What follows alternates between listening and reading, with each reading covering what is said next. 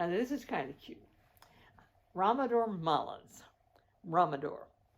Okay, a little black girl. Probably lived in a house with a dirt floor, maybe. So when Ramador was in my class, and we had a new school nurse, and Ramador bit one of the boys on the playground. And he comes into the nurse, and she says, "What's the matter?" And he says, "Ramador bit me." She said, "Oh, what bit you?" He says, "Ramador, she's a girl."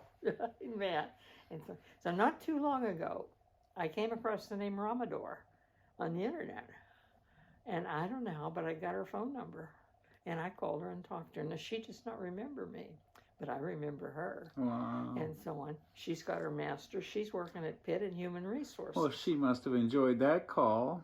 I think she did. I couldn't imagine one of my teachers ever called. Man, I called soccer coaches from my high school, 20 years later. Yeah. And thanked them and whatnot. Yeah. And did some other. I couldn't ever possibly imagine one of my teachers actually calling me. Oh, I can't even imagine that.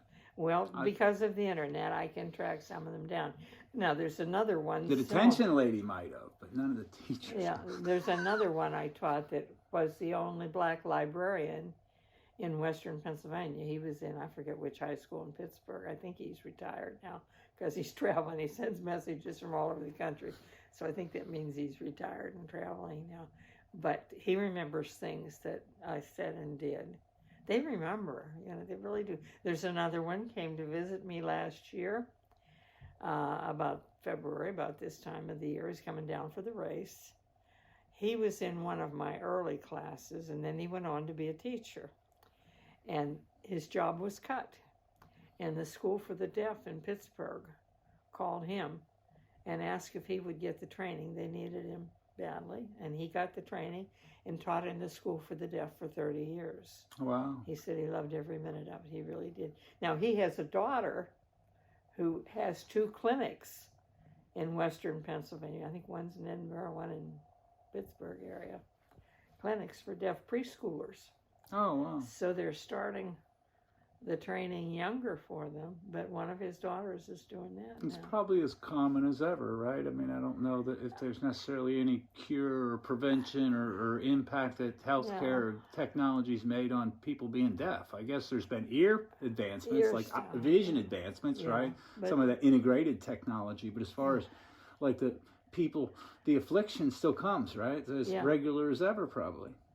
Yeah, I often think about this. In our whole family, we never had any children with serious problems. They're all healthy. No, we're very blessed. We are very blessed. Oh, I mean, there was some cancer in adults, a generation or something, right? But I don't think there's any other instances of any kind of recurring. They're all healthy kids. They're all healthy kids. Yeah, strong, ready to go. active. And so on, and that's. Thank the Lord.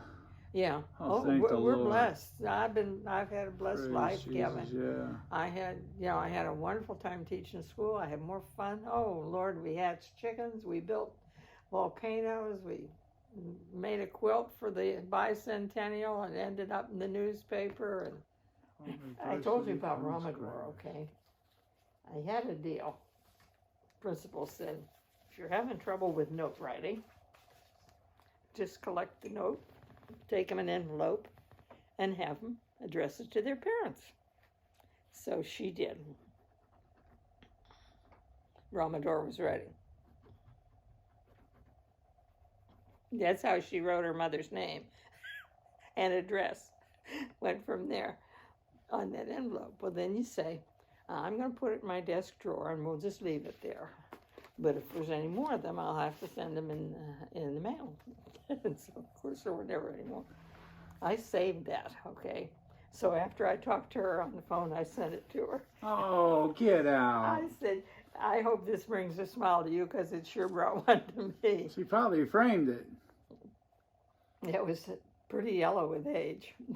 But her mother's living. She's 92. And I can remember her. She's a little tiny woman, very nice. She had 3 girls, no husband that I know of.